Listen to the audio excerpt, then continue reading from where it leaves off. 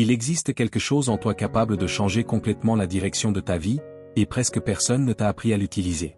Je ne parle pas de chance, ni de talent, ni de quelque chose de lointain ou d'inaccessible. Je parle de quelque chose de concret, de pratique, de direct, quelque chose qui est déjà en toi. Et quand cette force se met en mouvement, les choses commencent réellement à s'améliorer.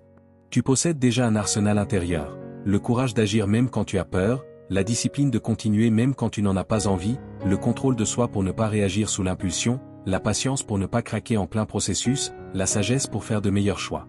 Ce n'est pas rare. Ce n'est pas spécial. C'est la base, et c'est déjà à toi. Le problème est simple, la majorité des gens ne l'utilisent pas. Ils vivent enfermés dans le réflexe immédiat. Il se passe quelque chose, et tu réagis. Tu te plains, tu exploses, tu abandonnes, tu fuis. Tout devient automatique. Sans pause. Sans choix. Sans direction. Seulement de la répétition. Mais il existe un point qui change tout, un espace minuscule entre ce qui arrive, et ce que tu fais. C'est le point de commande. C'est là que ta vie change de direction, ou continue exactement comme avant. Celui qui vit en mode automatique perd ce point. Celui qui prend le contrôle construit à partir de ce point. Les stoïciens avaient compris cela avant tout le monde. Épictète est sorti de l'esclavage et a construit une liberté intérieure. Marc Aurèle a affronté des guerres et des pertes, et malgré tout, il a gouverné avec lucidité. Sénèque a dû faire face au pouvoir, à la chute, à l'isolement, et il a gardé un esprit solide. Non pas parce qu'ils étaient différents de toi, mais parce qu'ils ont maîtrisé ce point.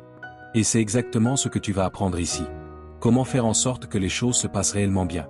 Pas en attendant le moment parfait. Pas en comptant sur la chance. Mais en utilisant avec précision ce que tu possèdes déjà. Et la première action commence maintenant. Commente, aujourd'hui, je fais en sorte que ça fonctionne. Mais comprends bien ce que tu fais en écrivant cette phrase. Tu interromps l'automatisme. Tu crées un point de décision.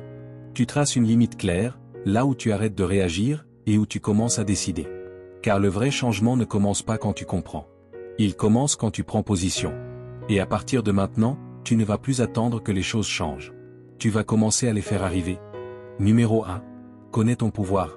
As-tu déjà remarqué qu'il t'arrive parfois d'agir d'une certaine façon, puis, seulement après, de réfléchir?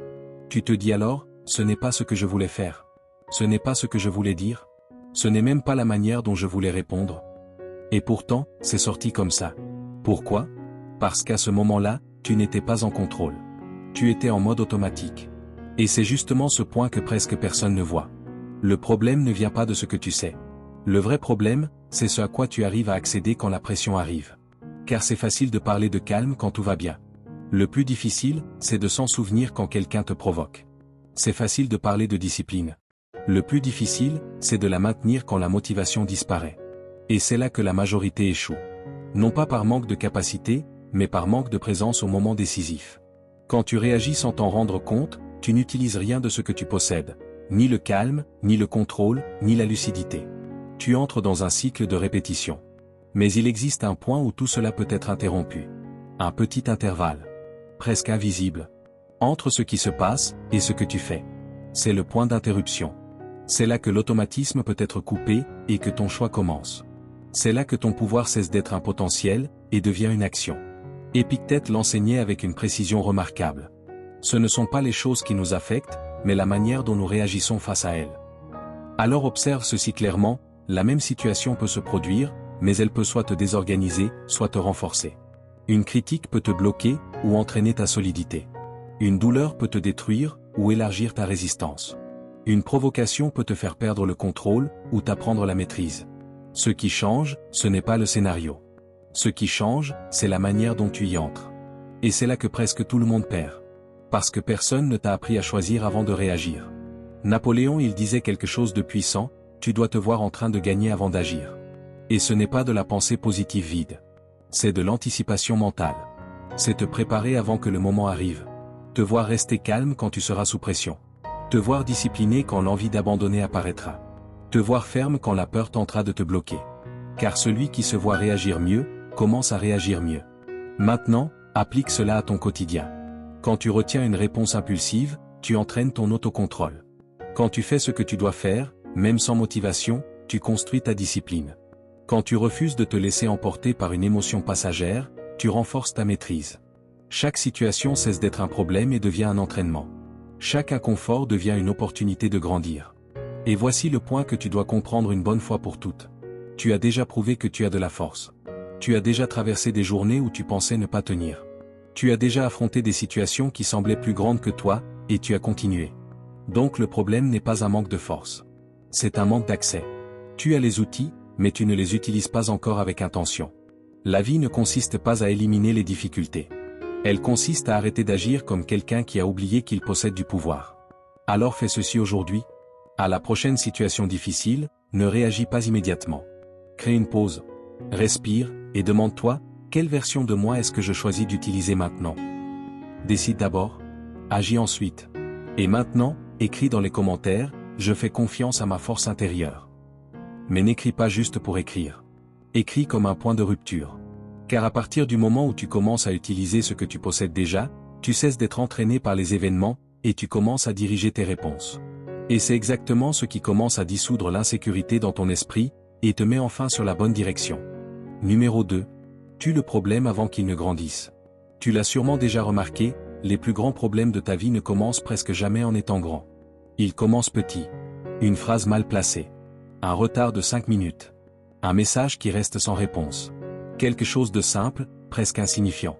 Mais ce qui fait grandir tout cela, ce n'est pas le fait en lui-même. C'est ce que tu en fais après. Tu y repenses. Tu interprètes. Tu imagines des hypothèses. Tu reviens dessus encore et encore. Tu l'alimentes. Et quand tu t'en rends compte, ce qui n'était qu'une étincelle est devenu un incendie qui envahit toute ta tête. Et voici le point qui change tout. Le problème ne grandit pas tout seul. Il grandit parce que toi, tu le maintiens vivant. Sénèque l'a dit de manière directe. Nous souffrons plus dans notre imagination que dans la réalité. C'est exactement ce qui se passe dans ton esprit. Quelqu'un agit bizarrement, et toi, tu inventes une histoire. Ton patron parle peu, et tu interprètes cela comme quelque chose de négatif. Quelqu'un met du temps à répondre, et tu transformes ça en désintérêt. Tu ne réagis pas au fait. Tu réagis à la version que tu as créée dans ta tête à propos du fait. Et plus tu nourris cette version, plus elle paraît réelle. La philosophie stoïcienne enseigne quelque chose de simple, mais que presque personne ne pratique. Couper le cycle dès le début. Avant que l'interprétation ne grandisse. Avant que l'émotion prenne le contrôle. Avant que ton esprit ne construise un scénario complet. Avant que la colère réponde à ta place, tu interromps. Tu regardes la situation et tu te demandes honnêtement. Est-ce que ça mérite vraiment mon énergie? Est-ce que ça comptera demain? Est-ce que ça comptera dans un mois? La plupart du temps, la réponse est non. Et si cela ne va pas compter, alors cela n'a aucun sens de dépenser ton énergie comme si c'était quelque chose de décisif. Mais voici l'erreur qui piège la majorité des gens. Ils ne souffrent pas à cause de la taille du problème. Ils souffrent parce qu'ils sont incapables de lâcher prise. Ils continuent de porter quelque chose qui aurait déjà pu se terminer. C'est comme tenir une petite braise dans ta main. Au début, tu peux encore la lâcher. Mais si tu insistes à la garder, elle te brûle, et ensuite tu dis que le problème était énorme. Non, il ne l'était pas. C'est toi qui n'as pas lâché. Alors sois pratique. Quand quelque chose t'énerve cette semaine et ça va arriver, ne réagis pas immédiatement. Arrête-toi. Respire. Calme-toi. Crée une distance entre toi et ce qui vient de se passer. Pas pour ignorer, mais pour décider. Demande-toi clairement. Est-ce que cela mérite mon énergie? Ou bien, est-ce que cela cherche seulement à déclencher ma réaction automatique? Si ça ne mérite pas ton énergie, lâche prise. Consciencieusement. Sans revenir au sujet. Sans le rouvrir dans ton esprit. Sans nourrir ce qui aurait déjà dû mourir. Parce que c'est ça, la maîtrise. Ce n'est pas éliminer les grands problèmes. C'est empêcher les petits de grandir. Celui qui ne contrôle pas ses petites réactions perd le contrôle dans les grandes situations. Celui qui ne sait pas lâcher une irritation légère vit constamment surchargé par des tensions inutiles. Maintenant tu comprends l'impact de tout ça. Tu n'as pas besoin de plus de force. Tu as besoin d'arrêter de gaspiller celle que tu as déjà. Alors fais ceci aujourd'hui. À la prochaine étincelle, ne l'alimente pas. Coupe-la dès le début. Écris dans les commentaires. Je n'alimente pas ce qui me détruit. Mais écris-le comme une décision. Parce que le jour où tu apprends à interrompre le cycle, c'est le jour où ton esprit cesse d'être un champ d'incendie, et devient enfin un espace sous contrôle. Et c'est là que la vraie clarté commence à apparaître. Numéro 3. Investis ton énergie uniquement dans ce qui la multiplie. Tu as appris à faire confiance à tes propres outils. Tu as compris qu'il existe un espace entre le stimulus et la réaction. Maintenant vient le point qui change réellement la donne. Où est-ce que tu mets ton énergie? Car il ne suffit pas d'arrêter de gaspiller. Tu dois commencer à diriger. L'énergie sans direction ne construit rien, elle se disperse. La majorité des gens ne perdent pas sa vie à cause de grandes erreurs. Ils la perdent à cause de petites erreurs. De petites décisions répétées. Des minutes perdues. Des choix faits sans discernement. Une attention fragmentée. Et à la fin, la sensation est toujours la même, beaucoup d'efforts, peu de résultats. Marc Aurèle pratiquait quelque chose de simple, mais brutalement honnête, se rappeler que la vie se termine. Et la question que cela déclenche n'est pas philosophique. Elle est pratique. Si aujourd'hui était ton dernier jour, vivrais-tu exactement comme tu vis actuellement? Passerais-tu des heures distrait? Entrerais-tu dans des disputes inutiles? Reporterais-tu ce que tu sais que tu dois faire? La vérité est directe. La plupart des gens investissent leur énergie dans des choses qui ne rendent rien. Des relations qui épuisent. Des habitudes qui retardent. Des distractions qui anesthésient. Puis ils se demandent pourquoi leur vie n'avance pas. Napoléon il enseignait que la clarté élimine le gaspillage. Quand tu sais exactement ce que tu veux, l'inutile commence à perdre sa place. Et c'est là qu'intervient une décision que beaucoup évitent. Prioriser. Mais prioriser ne signifie pas mieux s'organiser. Prioriser, c'est couper. C'est dire non à ce qui ne construit rien, même quand c'est confortable. Parce que chaque fois que tu dis oui à ce qui ne te fait pas grandir, tu dis non. Non pas à n'importe quoi, mais à ce qui pourrait changer ta vie. Il existe une phrase ancienne qui résume cela parfaitement. Là où est ton trésor, là aussi sera ton cœur. Et ce n'est pas une question d'argent. C'est une question d'attention. Ton temps est un trésor. Ton énergie est un trésor. Ta concentration est un trésor. La question n'est pas de savoir si tu possèdes ces ressources. La question est que tu investis, ou est-ce que tu gaspilles? Maintenant, rends cela concret. Divise ta vie en 3 catégories. Ce qui t'épuise, ce qui te maintient, ce qui te multiplie. Ce qui t'épuise doit être réduit, sans négociation. Ce qui te maintient doit être protégé avec discipline. Ce qui te multiplie doit devenir ta priorité. C'est simple, mais ce n'est pas facile. Parce que ce qui t'épuise est souvent immédiat, facile et confortable. Alors que ce qui te multiplie exige de l'effort, de la constance et une vraie décision. Et c'est précisément pour cela que peu de gens avancent. Comprends ceci clairement. Ta vie ne change pas quand tu fais plus. Elle change quand tu choisis mieux. Quand tu commences à protéger ton énergie comme quelque chose de précieux, tu arrêtes de la donner à n'importe quoi. Et tu commences à la diriger vers ce qui construit. Alors commence aujourd'hui. Avant d'accepter quelque chose. Avant de répondre. Avant de dépenser ton temps. Pose-toi une question simple. Est-ce que cela multiplie, ou est-ce que cela ne fait que remplir? Si ça ne multiplie pas, tu connais déjà la réponse. Car au moment où tu commences à investir ton énergie avec intention, ta vie cesse d'être une accumulation d'usure, et commence à devenir un processus de construction. Et c'est à partir de là que tout commence à s'aligner. Numéro 4. Deviens le maître des vertus. Maintenant que tu as compris où investir ton énergie, il existe une étape que presque personne ne franchit. Et pourtant, c'est exactement cette étape qui détermine qui tu deviens avec le temps.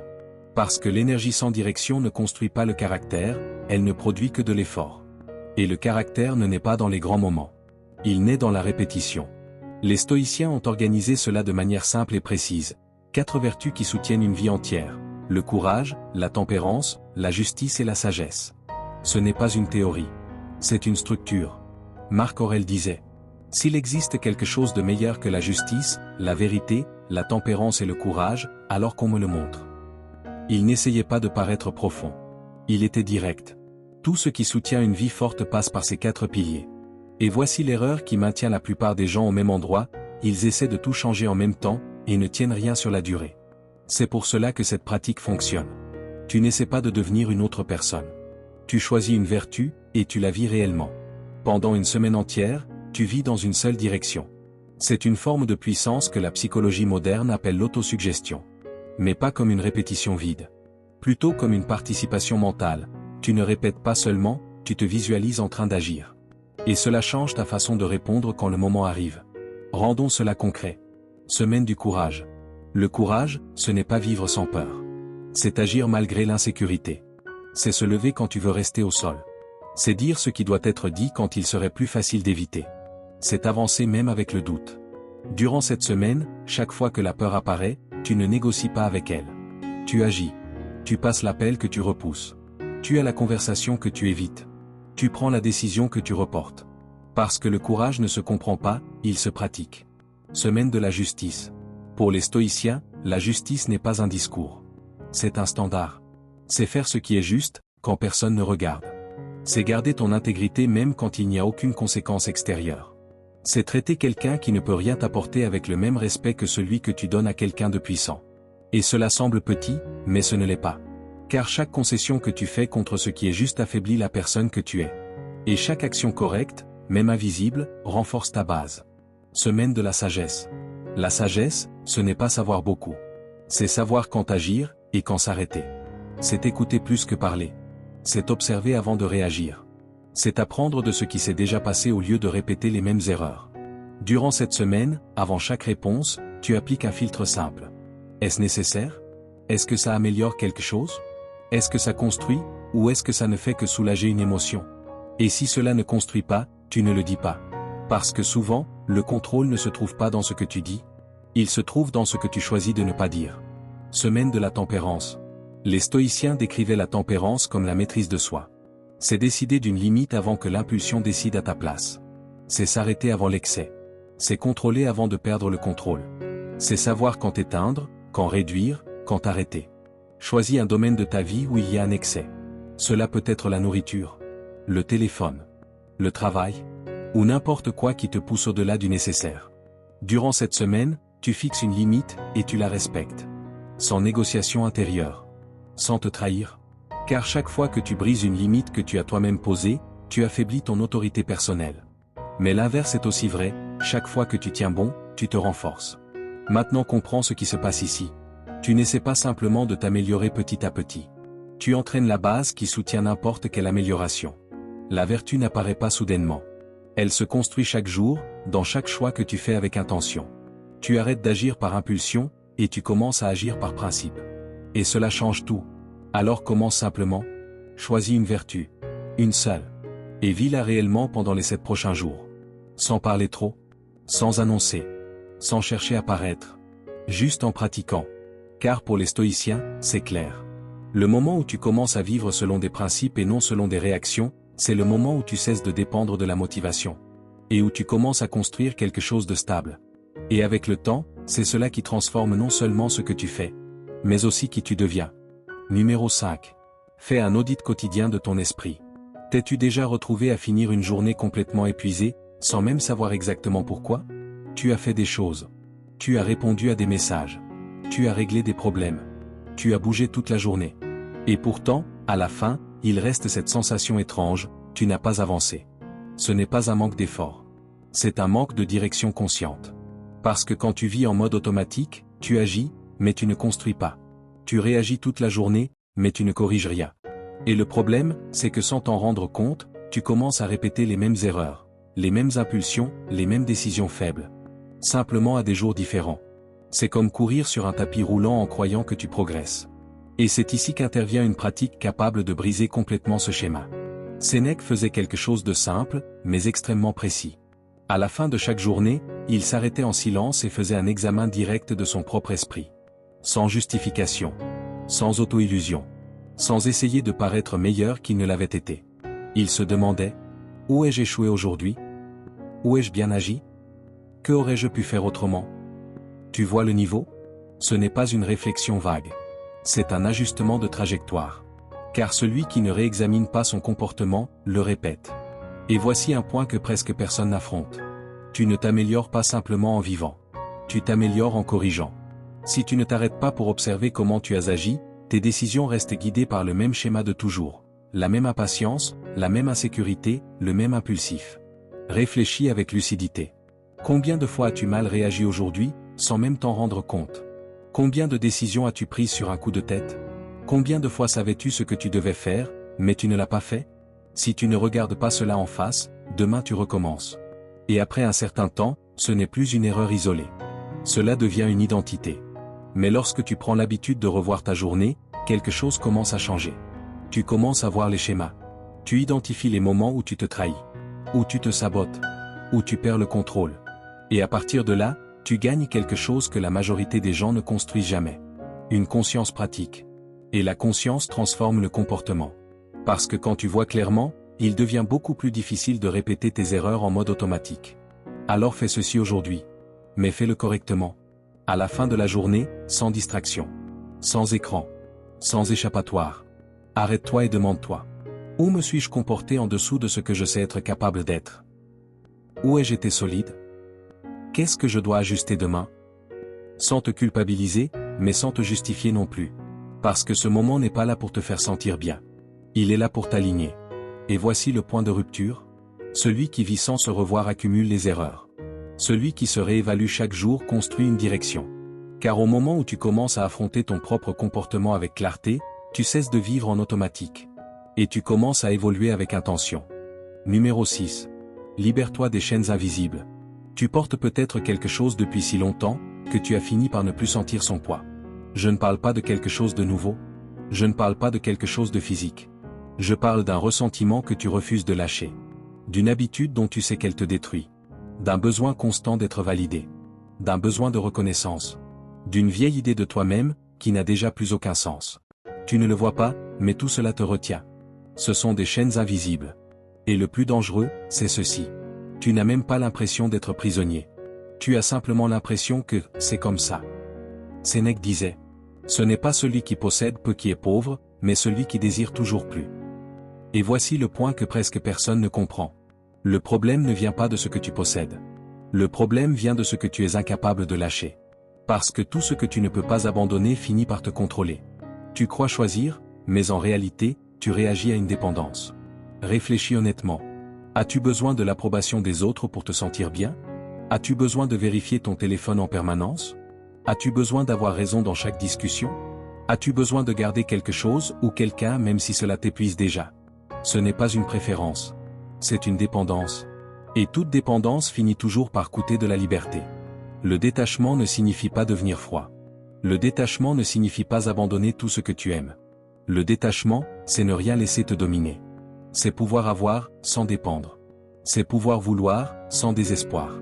C'est pouvoir aimer, sans te perdre toi-même. Parce que quand tu as besoin de quelque chose de manière excessive, tu as déjà perdu le contrôle. Mais tu ne brises pas ces chaînes simplement en y pensant. Tu les brises en choisissant différemment, au moment précis où elles apparaissent. C'est là que tout change. Dans la vraie vie. Aujourd'hui, choisis une seule chose. Une seule. Cela peut être l'impulsion de prendre ton téléphone sans raison. Le besoin de répondre immédiatement à tout. L'envie de prouver que tu as raison. Cette autocritique constante qui ne s'arrête jamais. Pendant une semaine, chaque fois que cela apparaît, ne réagis pas automatiquement. Fais une pause. Respire. Et choisis de ne pas t'y attacher. Non pas parce que c'est facile, mais parce que tu as décidé de ne plus être contrôlé. Et voici le point le plus important. Ce que tu ne peux pas lâcher, te possède. Et tant que cela est vrai, ce n'est pas toi qui dirige. La liberté, ce n'est pas faire tout ce que tu veux. La liberté, c'est ne pas être obligé d'obéir à chaque impulsion. Maintenant, imagine ta vie sans ces chaînes. Sans dépendre de l'opinion des autres. Sans réagir à chaque émotion. Sans porter des choses qui auraient déjà dû être laissées derrière toi. Ce n'est pas de la froideur émotionnelle. C'est de la puissance. Parce qu'au moment où tu lâches ce qui t'attache, tu crées de l'espace. Numéro 7. Traverse la peur, ta vie a besoin de toi de l'autre côté. Il existe une partie en toi qui ne devrait pas être fragile. Non pas parce que la vie est facile, mais justement parce qu'elle ne l'est pas. Les stoïciens appelaient cela la citadelle intérieure.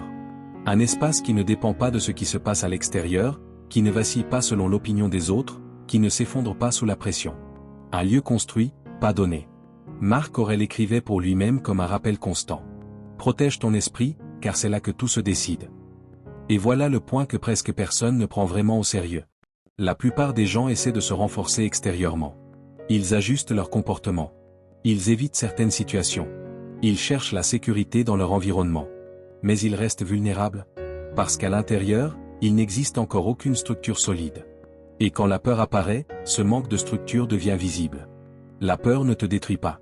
Elle révèle simplement ce qui n'a pas encore été construit. Elle montre là où tu doutes. Là où tu hésites. Là où tu ne te fais pas encore confiance. Et au lieu de voir cela comme une faiblesse, tu dois le voir comme une direction. Parce que traverser la peur n'est pas un acte isolé de courage. C'est un processus de construction intérieure. Chaque fois que tu restes ferme dans une situation inconfortable, tu poses une pierre dans cette citadelle intérieure. Chaque fois que tu maintiens une décision malgré le doute, tu renforces les fondations. Chaque fois que tu refuses de t'abandonner au milieu du chemin, tu rends cette structure plus solide.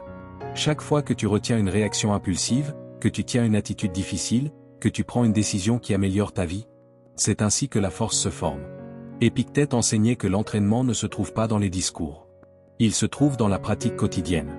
dans la manière dont tu réponds à ce qui t'arrive. Et c'est cette idée appliquée à la vie réelle qui développe ta confiance.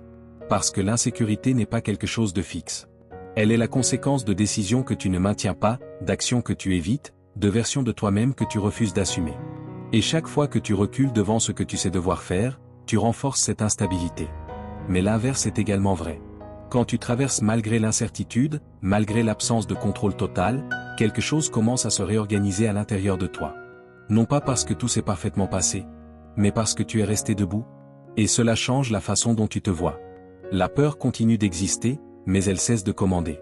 Et c'est là le point essentiel. La citadelle intérieure n'élimine pas la peur. Elle l'empêche simplement de décider à ta place. Maintenant, réfléchis clairement. Qu'est-ce que tu évites aujourd'hui? Pas de manière abstraite. De manière concrète. Prendre un projet plus important au travail. Consacrer davantage de temps à tes enfants. Avoir une conversation plus profonde. Prendre enfin une décision importante. Ce n'est pas immobile. Tout cela continue d'accumuler du poids en toi. Et tant que tu ne traverses pas cette peur, elle continue d'occuper de l'espace dans ton esprit. Alors commence simplement, mais directement. Choisis une de ces choses et traverse-la. Sans attendre une confiance totale. Sans attendre une certitude absolue. Traverse comme quelqu'un qui décide de construire quelque chose à l'intérieur de lui-même. Car lorsque tu commences à agir ainsi, tu cesses de dépendre de ce qui se passe à l'extérieur, et tu commences à t'appuyer sur ce que tu as construit à l'intérieur.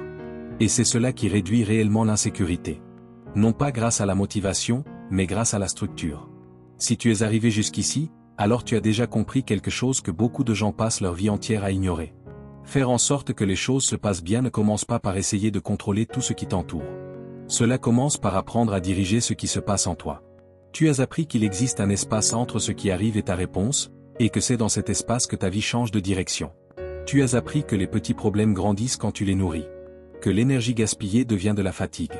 Que la vertu n'est pas un discours, mais une pratique quotidienne. Qu'un esprit qui ne se réévalue jamais répète les mêmes erreurs. Que tout ce que tu es incapable de lâcher finit par te posséder. Et que la peur ne perd son pouvoir que lorsque tu la traverses. Au final, la vie ne commence pas à aller mieux quand tout devient facile. Elle commence à aller mieux quand tu arrêtes de t'abandonner face à ce qui est difficile. Quand tu choisis avant de réagir. Quand tu coupes avant d'accumuler. Quand tu diriges avant de gaspiller. Quand tu te réévalues avant de répéter. Quand tu lâches prise avant d'être entraîné. Quand tu traverses avant que la peur décide pour toi. Voilà le point central. Tu n'as pas besoin d'attendre une nouvelle vie pour agir différemment. Tu dois agir différemment pour construire une nouvelle vie. Alors retiens ceci. Le monde peut continuer à être instable. Les gens peuvent continuer à être difficiles. Les problèmes peuvent continuer à apparaître. Mais si ton esprit reste aux commandes, tu cesses d'être poussé par les événements, et tu commences à conduire ton propre chemin. Parce que les choses ne vont pas bien uniquement quand tout se passe comme tu le voulais. Les choses commencent à aller bien quand tu arrêtes de dépendre du résultat, et que tu commences à rester fidèle à qui tu es, peu importe ce qui arrive. Partage cette vidéo avec quelqu'un qui a aussi besoin d'entendre ces mots. Laisse un like. Abonne-toi à la chaîne. Continue d'évoluer. Continue d'avancer. Continue de prospérer. Merci d'avoir regardé.